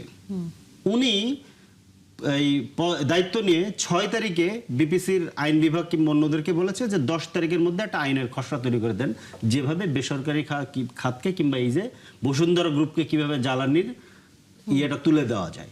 এবং ওই 6 তারিখেই ওনাকে প্রমোশন দিয়ে অতিরিক্ত সচিব থেকে সচিব করা হয়েছে। পুরো নেক্সাসটা ক্লিয়ার। এই যে ধরেন ইকবাল হাসান মাহমুদ টুকু বেআইনতন্ত্রের অ্যাম্বাসেডর, সে হচ্ছে ব্যর্থ ধরেন আগের বারের বিদ্যুৎ জ্বালানি মন্ত্রী, এবার তাকে বানানো হয়েছে প্রতিমন্ত্রী, এবার তাকে বানানো হয়েছে মন্ত্রী। কনসার্টে গুলি করে মানুষ মারছিল, এই যাত্রাবাড়িতে ধরেন বিদ্যুতের দাবিতে আন্দোলনে এক এমপিরে দৌড়ানি দিছিল, এই লোক এটা করেছিল। আচ্ছা, জ্বালানি বিদ্যুৎ গ্যাস এইটার যে জায়গাটা, এটা হচ্ছে বাংলাদেশের একটা মানে জাতীয় নিরাপত্তার ইস্যু। ইতিমধ্যে বিদ্যুৎ খাতকে প্রাইভেটাইজেশন করে ইভেন আদানির কাছে আমার বিদ্যুৎ দিয়ে দেওয়া হয়েছে। আমার শত্রু রাষ্ট্র আদানি হচ্ছে হিন্দুত্ববাদের বসুন্ধরা, তার কাছে আমার বিদ্যুতের ইয়ে দেওয়া আছে। আদানি কি মাত্রায় কি প্রেশারাইজ করে ইন্টারিম সময় টাকা আদায় করছে, ইন্টারিমের লোকজনদের কাছে আপনি জিজ্ঞেস করে দেন। রেজনার বন্যার ইয়ে আছে, ইন্টারভিউ আছে এটা নিয়ে, আপনি এটা দেখেন। আচ্ছা, এরপরে এলপিজিটা পুরোটাই হচ্ছে দিয়ে দিয়েছে শেখ হাসিনা ইয়ের কাছে, প্রাইভেট সেক্টরের কাছে। যে টার্মিনালে আগুন লেগেছে, দেখেন টার্মিনালের আগুনকে উনি আপনার এই টেলিভিশনের আগুন নিয়ে উদাহরণটা দিল। আপনারা তদন্ত কেন করতেছেন না? এই আগুনটা কে লাগালো? আপনি কিভাবে জানেন এটা অ্যাক্সিডেন্ট? এটা যে স্যাবোটাস না, এটা কিভাবে জানেন? ওইখানে দুইটাই বেসরকারি কোম্পানি, যে দুইটা টার্মিনালই বেসরকারি কোম্পানি। টার্মিনালে আগুন লাগলে আপনি 15 দিনে এটা রিকভার করতে পারেন না, তাহলে আপনি আবার কোনো আরেকটা প্রাইভেট সেক্টরে এটা দিচ্ছেন। আপনি নতুন টার্মিনাল করেন, উদ্যোগ নেন, এটা তো আপনি করতে পারতেছেন। এবং আমরা কেন এই রিপোর্ট জানতে পারছি না? এই রিপোর্ট আমরা কি জানতে পারবো না, নাকি আপনারা 2/3 মেজরিটি সরকার থেকে সব আপনারা জানবেন? বাংলাদেশের জনগণের জানার অধিকার আছে কিনা? এলপিজি অলরেডি শেখ হাসিনা পুরোটাই প্রাইভেট সেক্টরে দিয়ে রাখছে, সেখানে বসুন্ধরারও পার্ট আছে। আচ্ছা, অন্যান্য আরো প্লেয়াররা আছে। এখন এই যে মানে পেট্রোলিয়ামটা ছিল শুধুমাত্র পাবলিক সেক্টরে। আমাদের ধরেন যে সমস্ত জনগুরুত্বপূর্ণ যে সমস্ত জিনিস পাবলিক সেক্টরে আছে, এর ভেতরে পেট্রোলিয়াম আর সার আছে, সারেরও একটা সামান্য অংশ প্রাইভেট সেক্টরে আছে। কিন্তু এইটাকে এখন তারা একটা উদ্যোগ নিয়ে এটাকে এখন প্রাইভেট সেক্টরে দিয়ে দেবে। উদ্যোগ নেওয়াটা এদের একটা কমন একটা ধরেন প্যাটার্ন তৈরি করছে। মানে হইছে কি, সমস্যাটা কি আমি বলি, সমস্যাটা কি আমি বলি, সমস্যাটা হচ্ছে যে তারেক রহমান সাহেব একটা স্লোগান দিছিলেন না, টেক ব্যাক বাংলাদেশ। তো ওনারা মনে করছেন কি বাংলাদেশকে পেছনে নিয়ে যেতে হবে, 2006 নিয়ে যেতে হবে। মন্ত্রীরা হয়তো এইভাবে বুঝছে বিষয়টা, উনি 2006 নিয়ে যাচ্ছে, অ্যাজ ইফ এই প্যাটার্নটা বাংলাদেশের জনগণ বোঝে না। আপনি প্রথমে একটা কৃত্রিম সংকট তৈরি করেন, সরকারি প্রতিষ্ঠানকে কাজ করতে দিবেন না, সংকট তৈরি করেন, তারপরে আপনি দাম বাড়ান, বেসরকারি খাতে দিয়ে দেন। আগের বার জ্বালানি নিয়ে যেটা হয়েছে, আবার এই নতুন একটা নাটক শুরু হয়েছে। এই পুরো নাটকটাই হচ্ছে কি আবার এই বেসরকারি খাতে দিয়ে দেওয়ার জন্য একটা ধরনের পায়তারা। আপনি দেখবেন কয়েকদিন পরে এটাই হবে। তো এই যে পায়তারা এইগুলো করে বাংলাদেশের মানুষ প্রত্যেকটা স্টেপস আপনার দেখতেছে, কারণ এখন জাস্ট মোবাইলে প্রতি মুহূর্তের খবর চলে আসে, প্রত্যেকটা স্টেপস দেখা যাচ্ছে। এইগুলো করে ওনারা পার পাবে। সমাধান কি আপনাদের? সমাধানের জন্য আপনারা ডাকেন, আপনারা যে সমস্ত উদ্যোগ নিয়েছেন, যেমন না এটাকে আমি মুখস্থ করে নিয়ে বসে আছি, আপনার মাথায় আপনার সমাধান দিতে পারবেন না, এটা হয় সমাধান ইনস্ট্যান্ট তো নাই, সমাধান ইনস্ট্যান্ট নাই। আমি আপনাকে দিই, তাহলে আপনি শুনেন, টাইম দিবেন না, 2-3 মিনিট টাইম তো লাগবে। বললেন যে আপনার হাতে সমাধান আছে, তো টাইম লাগবে না দিতে। এটাকে মুখস্থ করে আমি কি জ্বালানি বিশেষজ্ঞ? আমি প্রথম সমাধান হচ্ছে আপনি স্বীকার করেন, আপনি গভর্নমেন্টে আছেন, স্বীকার করেন আপনার এই যে জ্বালানি বিদ্যুৎ গ্যাসের যে crisis, it's a national crisis. এটা আপনি ডিক্লেয়ার করেন। আমি বললাম জাতীয় সংকট বলেছেন না, তাহলে জাতীয় সংকট কি আপনার এই মন্ত্রী একা সমাধান করবে? আমাদের বাংলাদেশের মন্ত্রী তো বলেছে আপনার এই ব্যয়তন্ত্রের মন্ত্রী একা এটা সমাধান করবে? প্রধানমন্ত্রীকে বলেন ন্যাশনাল কল করতে, ন্যাশনাল ক্রাইসিস তো কল করেন, আমরা সমাধান দিচ্ছি। অলরেডি আজকে সন্ধ্যাবেলা আমাদের পার্টির প্রধান উনি একটা সমাধান, একটা রূপরেখা দিয়েছেন, স্বল্পমেয়াদী, মধ্যমেয়াদী, দীর্ঘমেয়াদী। এটা 2 মিনিটে এখানে বলা সম্ভব না, আমি আপনাকে দিয়ে দিচ্ছি। বাংলাদেশের জনগণ জানে, মিডিয়াতেও এটা একটু সময় দেন, এটা মিডিয়াতেও আছে। আমি আপনাকে একটা দুইটা জিনিস একটু বলি, আমি শেষ করি, একটা দুইটা বের করা আছে আবার। এই একটা দুইটা জিনিস হচ্ছে আপনার, একটা দুইটা জিনিস বলি। এই যে একটা দুইটা জিনিস হচ্ছে ওনারা কি করছে, আন্তর্জাতিক দরপত্রের সময়সীমা ছিল 42 দিন, এটা 10 দিনে নিয়ে আসছে। তার মানে হচ্ছে যাতে করে বসুন্ধরা ধরেন এই দরপত্রে আন্তর্জাতিক প্লেয়াররা যাতে আসতে না পারে, এগুলো সব কায়দা করে শয়তানিগুলো করা। এই সমস্ত শয়তানি তো আমরা এগুলো বুঝি। হ্যাঁ, তারপরে হইতেছে গিয়া তড়িঘড়ি করে ধরেন আপনার মনে করেন এই যে আমি আপনার যে টাইমলাইনটা বললাম, টাইমলাইনটা বলার কারণটা হচ্ছে এটা 24 মেতে 10 হয়ে গেছে, এর ভিতরে চেয়ারম্যানকে সরাই দিচ্ছে, তড়িঘড়ি করে 3 দিনের মধ্যে আইন করতে হবে, 2 দিনের মধ্যে রিপোর্ট দিতে হবে। এটা তো একটা তড়িঘড়ি, বোঝা যাচ্ছে যে বসুন্ধরাকে দিয়ে দিতে হবে। সম্ভবত বসুন্ধরার সাথে একটা বড় ধরনের লেনদেন হয়েছে এদের, এই জন্য এটা দিয়ে দিতে চায়। তো এইটা তড়িঘড়ি করে আপাতত বন্ধ করেন, অংশীজনদের সাথে বসেন, আলাপ করেন। ন্যাশনাল ক্রাইসিস আপনি একা একা সমাধান করতে পারবেন না, আপনি এত শক্তিশালী সরকার না। এই ধরনের ডাম মন্ত্রীদেরকে নিয়ে, এই ধরনের ওই যে টেক ব্যাক বাংলাদেশ বলতে বোঝে হচ্ছে যে বাংলাদেশকে 2006 নিয়ে যেতে হবে, এই ধরনের মন্ত্রীদেরকে নিয়ে আপনারা বাংলাদেশকে বাঁচাইতে পারবেন না। ন্যাশনাল ক্রাইসিস ডিক্লেয়ার করেন, সবাইকে নিয়ে বসেন, বসে আলাপ করেন। দেখেন আসলে অবস্থা হয়েছে কিনা এটাও তো আপনার কাছ থেকে শুনবো। রাশেদ খান, ফরিদুল হক অনেক প্রসঙ্গ আসলে সামনে তুলে নিয়ে এসেছে, যদি যুক্তি খণ্ডন করেন, আমার হাতে সময় একেবারে কম।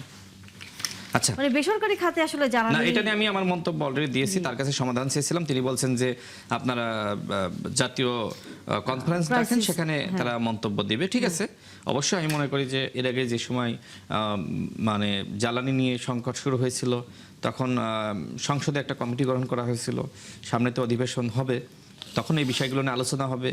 আই থিঙ্ক আমাদের মাননীয় প্রধানমন্ত্রী সবসময় আমাদের অপোজিশনে যারা আছে তাদেরকে সাথে নিয়ে কাজ করতে চান। তিনি নিজেই বলেছেন যে আপনি ছাড়া আমি না, আমি ছাড়া আপনি না, আমরা একে অপরের পরিপূরক। তার মানে এই সংকট আমাদের অপোজিশনে যারা আছে তারা গণ অভ্যুত্থানের শক্তি, তাই না? আবার ক্ষমতায় যারা আছে তারাও গণ অভ্যুত্থানের শক্তি। আমরা কিন্তু কেউ দেশের শত্রু না, জনগণের শত্রু না। সুতরাং আপনি যেহেতু বুঝতেছেন যেটা এইটা জাতীয় সংকট, এই জন্য আপনাকে ধন্যবাদ জানাই। এখন জাতীয় সংকট মোকাবেলা করার জন্য আপনাকেও তো এগিয়ে আসতে হবে, আপনার জায়গা থেকে আপনাকে প্রস্তাব দিতে হবে। এখনো পর্যন্ত আপনি সমালোচনা ছাড়া কোনো প্রস্তাব দিতে পেরেছেন, কোনো পরামর্শ দিতে পেরেছেন? আপনি এই ইস্যুকে পুঁজি করে বলছেন বিএনপিকে আর সময় দেওয়া যাবে না, বিএনপি পতনের আন্দোলন করতে হবে। তো বিএনপির পতন হলে কি আপনি ক্ষমতায় যেতে পারবেন? না, প্রস্তাবনা দেওয়া হয়েছে না, কোনো প্রস্তাবনা এখনো পর্যন্ত দেওয়া হয়নি। যদি সত্যি বসুন্ধরাকে দেয় তাহলে আমরা আসলে বিএনপি পতনের শোনেন, এর আগে যেটি বলছিল যে মানে তিনি আমাদের স্বরাষ্ট্রমন্ত্রীর ছেলের কথা বললেন, এই বিষয়গুলো আমার নজরে আসেনি, কোনো পত্রিকায় এখনো পর্যন্ত আমি দেখি না। তিনি বললেন ফেসবুকে তারা লিখতেছেন, এটি আমি দেখেছি। সেতু বিভাগের ওয়েবসাইটে ঢোকেন, গতকাল কোন সেতু সচিবের সাথে মিটিং করে আসছে। আসিফ মাহমুদ যে সময়, শেষ করি আমি, আসিফ মাহমুদ যে সময় তিনি স্থানীয় সরকার মন্ত্রণালয়ের দায়িত্বে ছিলেন, ওই সময় অনেক জায়গায় অভিযোগ এসেছে। প্রবাসী সাংবাদিকরা থেকে শুরু করে যারা গুরুত্বপূর্ণ, আমি নাম বলছি না, বাংলাদেশের অনেক সাংবাদিকরা নিউজ করেছে। দেখেন, শুধুমাত্র প্রথম আলো পত্রিকায় ওইটা প্রকাশিত হয়েছে এরকম না। আসিফ মাহমুদ কাজ দেওয়ার বিনিময়ে 5 থেকে 10% কমিশন নিত ঠিকাদারদের কাছ থেকে। এখন এই যে দুর্নীতি হয়েছে ইন্টারিমের সময়, সেটা তো টিআইবি বলছে, এবং টিআইবির যে নির্বাহী পরিচালক সে ঐক্যমত কমিশনের সদস্য ছিল। তার মানে কি আপনাদের সরকারের আবার ডাইলুট করতেছেন? টিআইবি ঘুষের কথা বলেছে, এটা সরকারি কর্মকর্তাদের দুর্নীতির কথা বলেছে, ডাইলুট করেন না। আসিফ মাহমুদ কি সরকারের ছিলেন না? সরকারি কর্মকর্তা আর সরকার এক জিনিস না। সরকারে ছিল, শুনেন, সরকারি কর্মকর্তা সরকার, আপনি এটা করতেছেন, আপনি এটা জানেন না। আসিফ মাহমুদ কতটুকু দুর্নীতি করেছে করে না সেটা আপনিও জানেন। ওপেন সিক্রেট, আপনি সরকারে আছেন, আপনি এটা ওপেন করেন। কথা বলে সে দুবাইয়ে ওই যে প্রায় 2 সপ্তাহ মতো ছিল না, বেসরকারি সফরে কেন গিয়েছিল? যে পরিমাণ উপার্জন করেছে রাখার জন্য। দুর্নীতি দমন কমিশনে হাসনাত এবং সার্জিস কেন গিয়েছিল? সরকারের থেকে সেখানে যাতে এই গাজী সালাউদ্দিন তানভীর, তাই না, তার বিরুদ্ধে যাতে সঠিকভাবে তদন্তটা না হয়, এজন্য ওই দুদকের চেয়ারম্যানকে নিয়োগ দিয়েছিল তো এনসিপি। সুতরাং দেখেন, গাজী সালাউদ্দিন, আপনারা এটা রিওপেন করেন, এই ফাইল রিওপেন করেন, তাই তো হবে অপেক্ষা করেন, সময় দেন। এখনকার সংকট আপনিও বোঝেন যে এখন সরকার নানানমুখী ওই যে অতীতের উত্তরাধিকার সূত্রে যে সংকটগুলো রেখে গেছেন এগুলো মোকাবেলা করতেছে। আর আপনারা তো বিরোধী দলে, এখন এই মুহূর্তে তদন্ত শুরু করলে আপনারা বলবেন যে আমরা নাই, সরকারের বিরুদ্ধে আন্দোলন শুরু করবেন। হ্যাঁ, এমনকি আপনারা বিএনপিকে নানান কারণে কৌশলগত অবস্থান নিতে হচ্ছে। আপনারা আপনাদের মিনিমাম এক দুজন নেতা দুর্নীতির সাথে জড়িয়েছে, দুর্নীতির সাথে আপোষ করতেছে। আচ্ছা, এবার শুনেন, তিনি আরো বলেছিলেন আমার বিষয় শুরুতে, এটার উত্তরটা এক লাইনে বলেন, আমাদের হাতে সময় কম, আমরা ওনাকে দিয়ে শেষ করেন।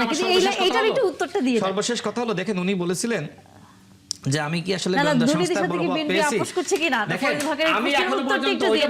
আমি এখনো পর্যন্ত যতগুলো অভিযোগ উত্থাপন করেছি, দেখেন আজকে একটা অভিযোগ আমি তুলেছিলাম যে আসিফ মাহমুদ 2024 সালের 7 আগস্ট আমাকে বলেছিল হাসনাত এবং সার্জিস গণ অভ্যুত্থানের সাথে বেইমানি করেছে। তো এটি যখন মিডিয়াতে এসেছে, আসিফ মাহমুদ আমাকে মেসেজ করেছে, সে বলেছে যে ভাই এটা তো আসলে অফিসিয়ালি বলার জন্য আমি বলি নাই, আমার কাছে মেসেজ আছে। তো আমার প্রশ্নটা হলো যে গণ অভ্যুত্থানের সময় কে কি করেছে সেটা প্রকাশ করার দায়িত্ব কি আপনার না? যেমনি ভাবে বিএনপি সরকারের দায়িত্ব বলছেন কারা কারা দুর্নীতি করেছে প্রকাশ করা, ঠিক একইভাবে গণ অভ্যুত্থানের সময় হাসনাত এবং সার্জিসের ভূমিকা সম্পর্কে নাহিদ ইসলাম মুখ খোলে না কেন?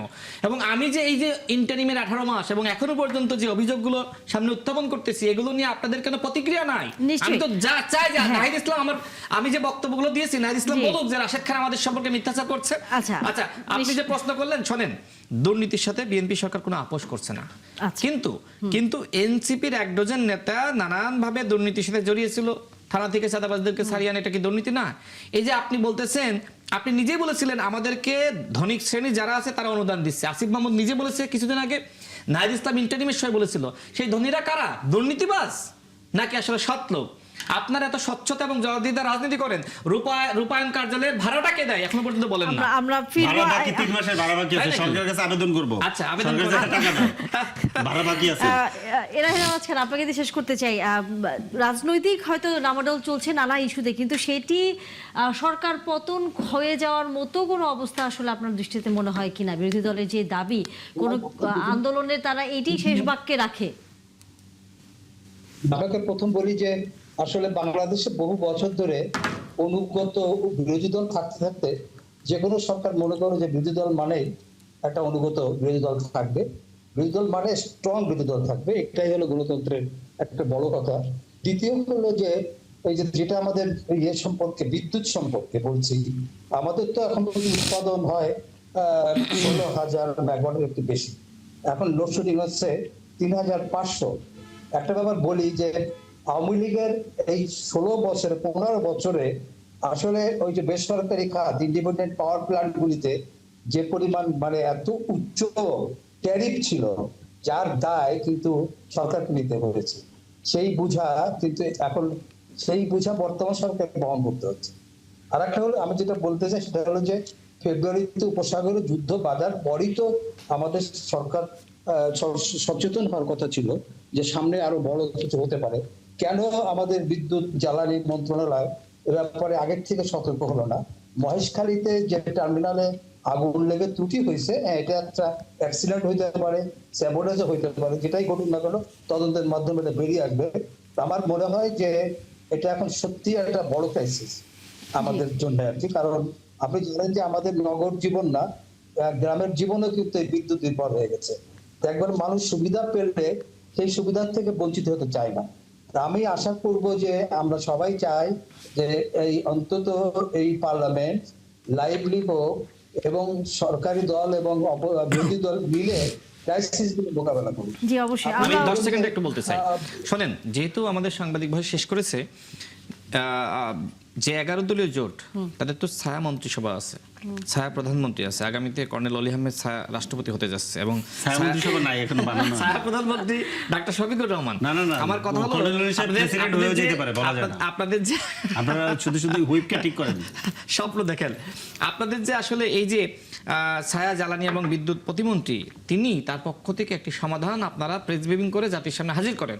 যদি আপনারা সরকারের থেকে ভালো পরামর্শ আপনারা হাজির করতে পারেন, আমি আপনাকে একজন দায়িত্বশীল ব্যক্তি হিসেবে কথা দিচ্ছি, আপনাদের পরামর্শগুলো গ্রহণ করুন। আপনারা আমরা একটা ইয়ে দিয়েছি, নাহিদ ইসলাম একটা ইয়ে দিয়েছি। নাহিদ ইসলাম ওইটা ফেসবুকে পোস্ট, আর আনুষ্ঠানিকভাবে বলা এরকম না। ঠিক আছে, আপনাদের ছায়া যে প্রতিমন্ত্রী আছে, মন্ত্রী আছে, জ্বালানি এবং বিদ্যুৎ, তাকে দিয়ে আপনারা সাংবাদিক সম্মেলন করেন। না, ছায়া মন্ত্রণালয় এখনো করা হয়নি, করা হয়েছে। আচ্ছা ঠিক আছে। এলাহি আজকে অনেক ধন্যবাদ। রাশেদ খান এবং একই সাথে ফরিদুল হক, আপনাকেও ধন্যবাদ। আবারও হয়তো কথা হবে, রাজনীতির আলোচনা চলতেই থাকবে। আগামীতে আবারও আপনাদের সাথে নিশ্চয়ই আমরা আলোচনা করব। দর্শক, আপনারা এতক্ষণ আমাদের সাথে ছিলেন, তার জন্য ধন্যবাদ। দেখা হবে আবার।